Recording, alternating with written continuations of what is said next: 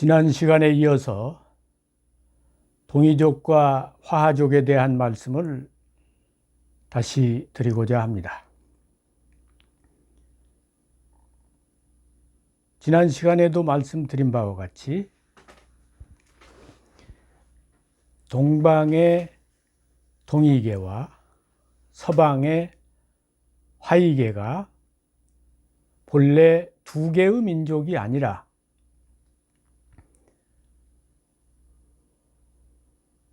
서방의 화하계는 동방의 동이에서 갈려나간 하나의 집단이었다. 다시 말하면 화하계의 시조로 여겨지는 황제가 본래는 산동성 곡부가 탄생지로서 거기에 그 탄생을 기념하는 유적비가 있는데 그분이 성장 발전한 곳은 화산과 위화가 있는 지금의 섬서성을 중심으로 한 그 황토 고원 일대였다. 그런데 그 서방 세력이 동방 세력에서 갈려 나갔지만 이 상당히 강대한 세력이 되다 보니까 동방의 이 동이계 세력과 충돌을 하게 되었고 그것이 탕록대전이었다. 그 뒤에는 은나라 마렵 서주 시대에 이르러 가지고 다시 은과 동방계통인 은과 서방계통인 주의 그 정권 교체 과정에서 전쟁을 통해서 혈전이 벌어지고 그런 과정에서 이 화하계와 동이계가 더 이상 한 지붕 밑에서 한 민족으로 살아갈 수 없을 만큼 관계가 악화되었다.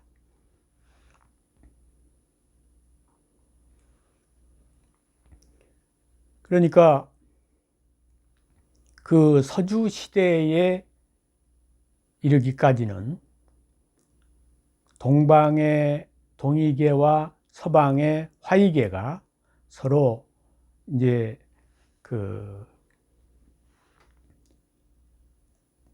공동 발전하면서 공존하면서 전쟁을 통해서 정권을 교체하기도 하고 평화롭게 교체하기도 하고 이렇게 하면서 역사를 이어왔습니다. 그러니까 이 두 집단의 동이 집단과 화하 집단, 동이계와 화하계 이 두 계통을 말하면 각기 그 지역의 문화라고 하는 것은 그 지역적인 영향을 많이 받습니다. 그러니까 화하계는 이제 그 섬서성을 중심으로 한 그 중원 일대에서 농경 문화를 중심으로 발전했고, 동이계는 이제 동북방은 여기에는 이제 바레만을 중심으로 해서 위로 올라가면 초원이 있지 않습니까? 그러니까 농경뿐만 아니라 이제 그 유목이 함께 발전한 거죠.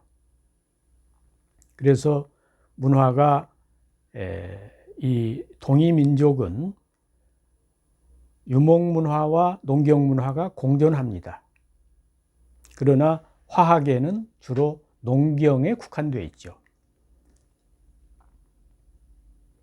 그러나 이제 동방 이족들은 화하계보다 우선 복희를 시조로 하기 때문에 역사가 길고 또 동이족이 차지하고 있는 지역은 남쪽으로는 발해가 있고 북쪽으로는 지금의 그 내몽고, 몽고를 비롯한 그 드넓은 초원이 있고 또 그 서쪽으로 가면 농경지. 그래서 농경과 수렵과 어렵이 동시에 가능한 지역이 동이가 활동한 지역입니다. 그렇기 때문에 경제 문화 면에서 동이계가 살던 이 지역이 결코 서방의 화하족에 못지않는 그런 역사와 문화와 전통이 있었다고 보겠습니다. 그런데 공자가 태어난 시기는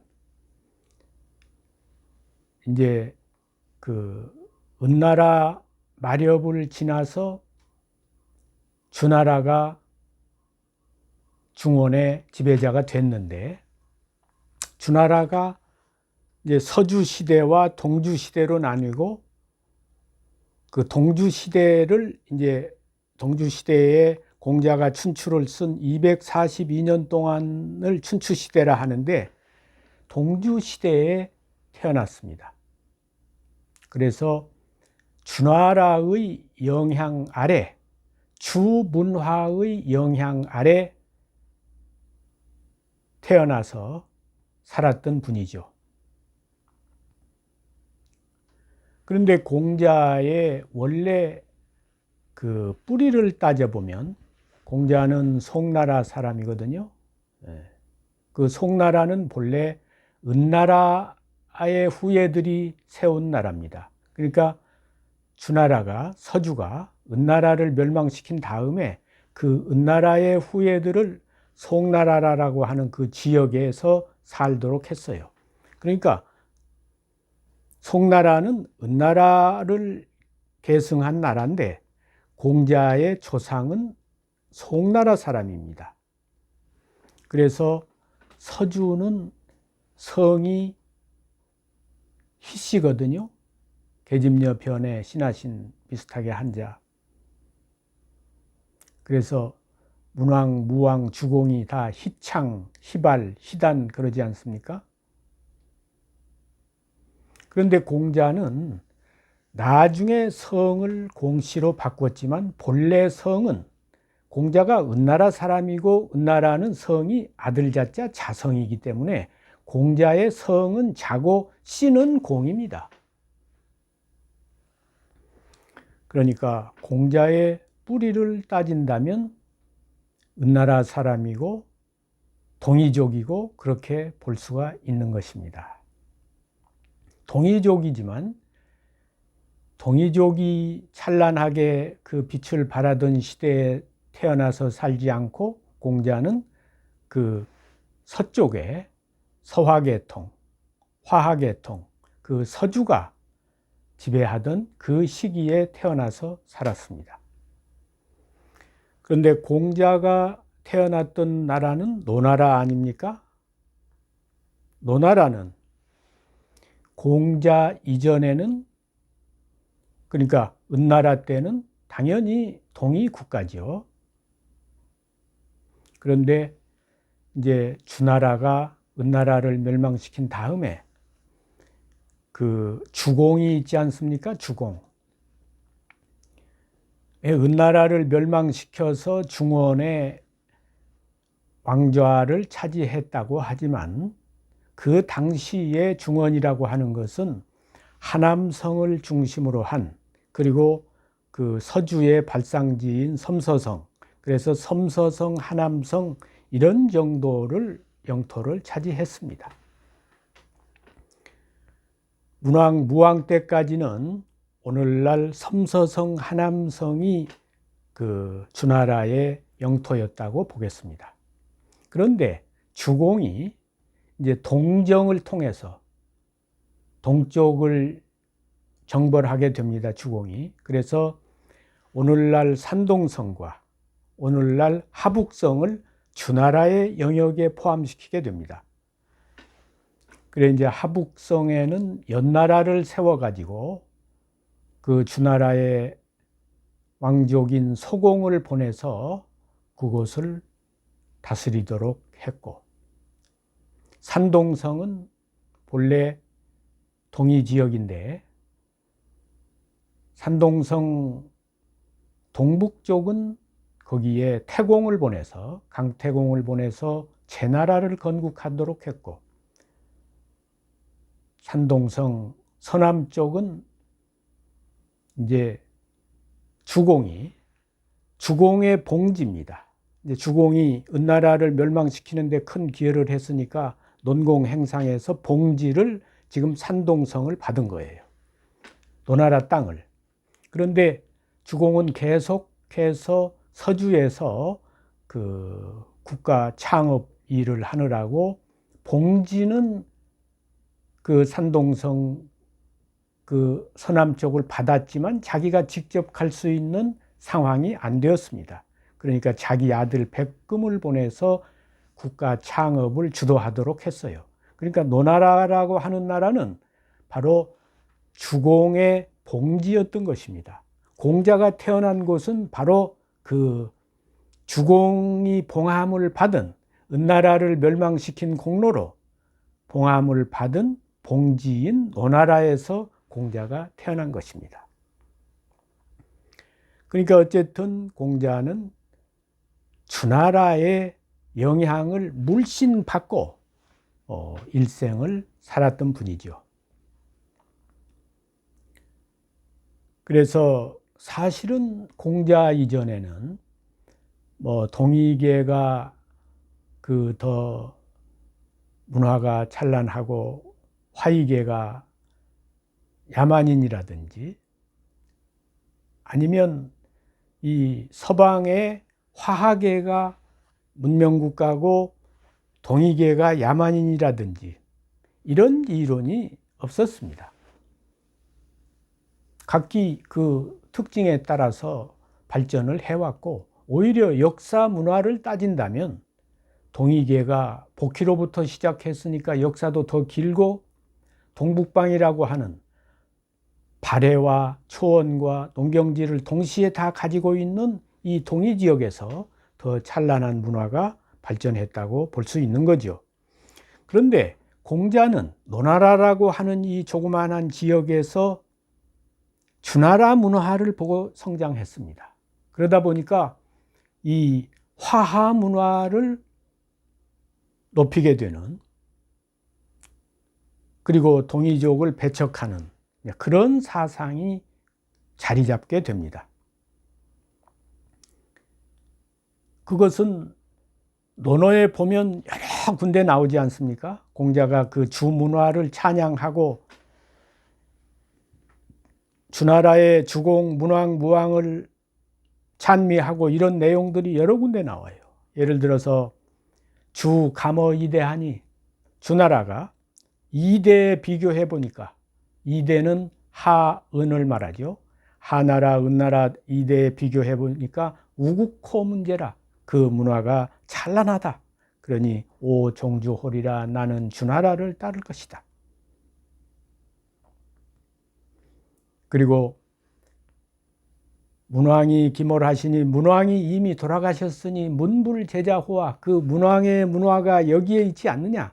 문왕의 문화를 계승하는 그것이 나를 통해서, 이 노나라를 통해서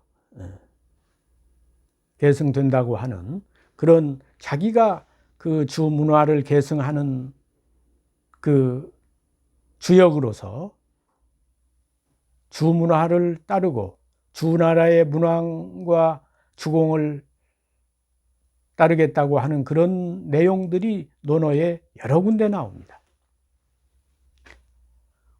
공자가 주나라를 얼마나 그 문화에 심취하고 또 주공을 존경했는가 하는 것은, 공자가 노년에 이런 말을 했습니다. 오 쇠이라, 내가 이제 늙었나 보다, 쇠했나 보다. 불부몽견 주공이로다. 다시는 꿈에 주공이 나타나질 않는구나.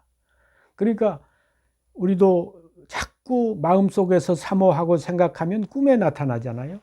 공자도 주공을 얼마나 사모했는지 꿈에 가끔 주공이 나타났던 모양입니다. 근데 이제 나이가 든 뒤에 꿈에 주공이 잘 안 나타나니까 하신 말씀이야. 불부몽견 주공이로다. 다시 꿈에 주공이 보이지 않으니까 내가 아무래도 늙었나 보다, 이렇게 한탄을 한 기록이 나온다 이거야. 이런 걸 보면 공자가 얼마나 주공을 사모하고 주나라 문화를 사모했는지 알 수가 있는 것입니다.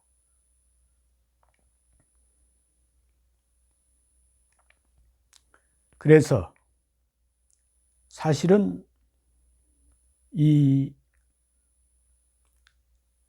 주나라를 높이고 동이족을 배척하는 중국 역사를, 중국 문화를 주나라 중심으로 세우고 동이족을 배척하는, 화계를 문명의 상징으로 내세우고 동이계를 야만의 상징으로 비하하기 시작한 것이 공자로부터입니다. 우리는 그동안 공자가 산시서 정예약을 했다고 알고 있습니다. 시와 설을 정리하고 예와 악을 정했다. 지금 은나라, 하나라에도 그 국가가 있었다면, 뭐 하나라는 지금 아직 고고학적으로 증명이 안 됐습니다만 은나라는 은허를 통해서 그 국가가 존재했다는 것이 확실하지 않습니까? 그러면 그 수백 년 동안 내려오면서 국가 경영에 대한 그런 문물 제도가 있었을 거 아니에요. 그런데 지금은 주례라고 하는 그 책만 전해옵니다. 은예는 없어요. 그러면 그게 이제 공자는 주공이 전부 재래 자각을 했다고 그렇게 봤는데, 주공이 예와 악을 전부 창제하고 예와 악을 제작했다 그랬는데, 주공이 뭐 신이 아니고 인간인데 어떻게 그 하루아침에 그런 예를 다 만들었겠습니까? 결국에 은나라의 예를 갖다가 주나라의 예로 활용했다고 봅니다. 그래서 그 책 이름을 주례라 한 것이죠. 역도 마찬가지입니다. 여기 삼역이 있었다고 하는 기록들이 여러 책에 나오잖아요. 하나라에는 연산역이 있었고, 은나라 때에는 귀장역이 있었고, 그런데 지금은 연산역, 귀장역은 다 없어지고 역 그러면 주역만 남아 있잖아요. 그리고 이제 문왕이 64궤로 이렇게 발전시켰다는 그것이 중심이 되어 있어서 주역 64궤가 되어 있는데, 은나라의 역은 그 문왕이 유리 감옥에서 새롭게 썼다는 그 역과는 차원이 달랐을 것입니다. 그러니까 역도, 은나라의 역도 있었는데 그 역을 공자가 정리하면서 주역만 남게 된 것입니다. 시도 마찬가지입니다. 은나라 때 그 많은 시들이 있었을 거 아닙니까? 논어에 보면 공자가 제나라에 가가지고 순임금의 풍류인 소악을 듣고 석 달 동안 고기 맛을 알지 못할 정도로 순임금의 음악인 소악에 심취해 있었다, 이런 기록이 논어에 보이고 있습니다. 춘추시대, 공자시대까지 순임금 시대의 음악이 전해왔다면 은나라 시대의 그 아름다운 시들이 분명히 공자시대에 전해왔을 것입니다. 그런데 오늘날 시경은 주남, 소남으로부터 시작합니다. 그러니까 주나라의 시부터 첫 편에 등장하는 거죠. 주나라 중심의 시를 집대성 해놓은 겁니다. 그리고 은나라의 시까지 다 합한다면 300편만 되겠습니까? 그러니까 무수히 많은 시를 공자의 선을 거치면서 주나라 중심으로 시가 정리되고 그 나머지 시는 다 산이 시서니까 깎을 산자 삭제를 했다고 볼 수가 있는 거죠. 많은 시들이 삭제를 했다고 볼 수가 있는 겁니다.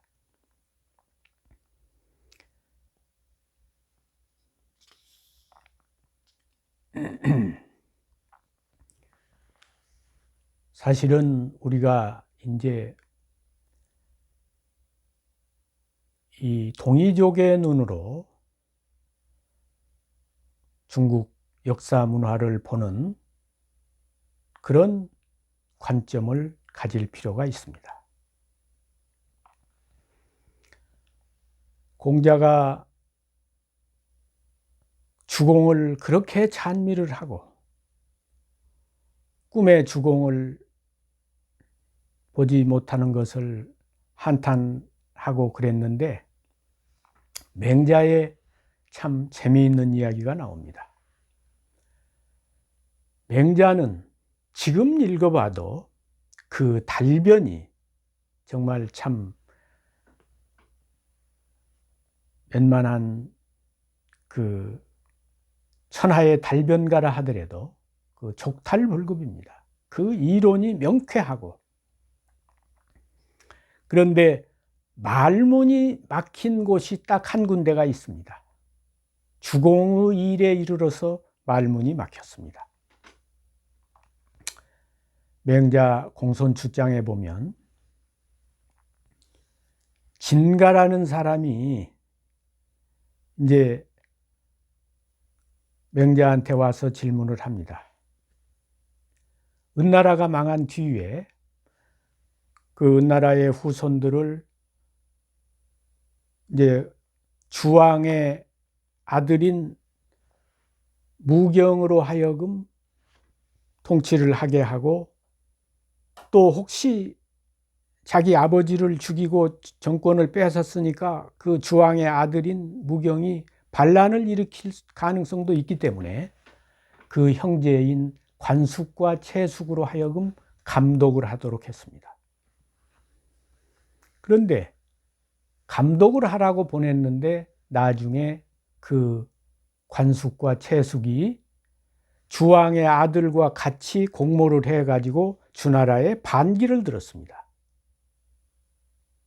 이런 것도 보면 공자가 그렇게 성현으로 추앙하는 문왕무왕 주공인데 자기 형제가 반기를 들었다고 하면 이게 과연 성현으로 우리가 추앙해야 되느냐, 그런 문제도 다시 생각을 해봐야 되는 것입니다. 그 점을 바로 꼬집어서 물었어요. 그 아픈 부분 아닙니까? 주공이 그 관숙으로 하여금 은나라를 감독하도록 했는데 관숙이 그 은나라의 무경과 같이 연대를 해가지고 말하자면 주나라에 반역을 했다 이 말이야. 그런데 이것이 주공이 알고 시켰습니까? 알지 못하고 시켰습니까? 관숙이 성인이니까 관숙이 배반할 줄을 알았을 텐데 알고도 시켰다면 이것은 불인한 일 아니냐. 어진 마음을 가진 성인이 어떻게 형님이 배반할 줄 알면서도 그런 자리를 보내서 배반하게 만들었느냐 이거야. 이건 불인한 일 아니냐 이 말이야. 형님이 결국에 그 은나라의 주왕의 아들 무경과 함께 배반할 줄을 알지 못하고 감독하는 일을 시켰다면 이것은 지혜롭지 못한 일 아니냐. 그 성현이라고 한 분은 어질고 지혜로운 것이 성현인데 그분은 어진 것도 아니고 지혜로운 것도 아니지 않느냐. 이렇게 질문했습니다. 거기서 천하의 맹자도 답변이 막혔습니다. 그 맹자가 뭐라고 답변한 줄 아십니까? 주공은 제야오 관숙은 형야니 주공지 과 불역의호와. 주공은 동생이고 관숙은 형님이니까 형님이 과오를 지도록 하는 것보다는 동생이 과오를 지는 것이 마땅하지 않겠느냐, 이런 답을 했어요. 그게 답이 됐습니까? 답이 안 됐습니다. 이걸 본다면 공자가 그렇게 사모한 주공이 결국에 진가라고 하는 그 사람으로부터 주공은 어질지도 못하고 지혜롭지 못한 분 아니냐, 이런 비판을 받았습니다.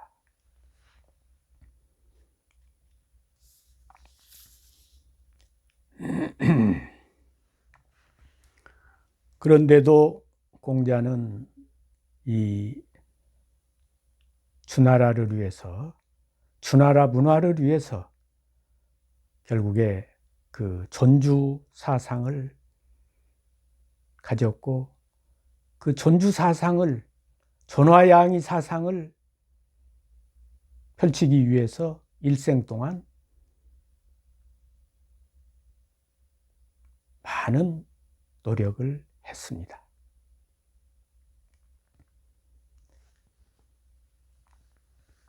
어쨌든 중국의 역사 문화를 이 동이계가 아닌 화하계를 주역으로 내세운 데서 그 1등 공신을 말한다면 공자라고 할 수 있습니다. 이 화하계통의 훌륭한 지도자들을 말할 때 이제 하나라를 세운 운임금, 그리고 문왕, 무왕, 주공, 이런 분들이 이제 그 화하계의 위대한 지도자들입니다. 그런데 공자가 공불제 우하라, 그 공로가 운임금 아래에 있지 않다. 어떻게 보면 공자는 임금도 아니고 일개 평민에 지나지 않았는데 그 공로가 운임금에 내리지 않는다, 이런 평가를 받았는데, 화하족의 입장에서 보면 사실 그 공로가 운임금뿐만 아니라 문왕, 무왕뿐만 아니라 어떻게 보면 중국 역사 문화의 주역으로 화하계를 세우는 데 있어서 최고의 1등 공신은 공자입니다. 공자에 의해서 공자의 존화양이 화하족을 높이고 동이족을 배척하는 그 존화양이 사상, 존주 사상에 의해서 화하계가 중국 역사 문화의 주역으로 확고한 자리를 굳히게 된 것입니다.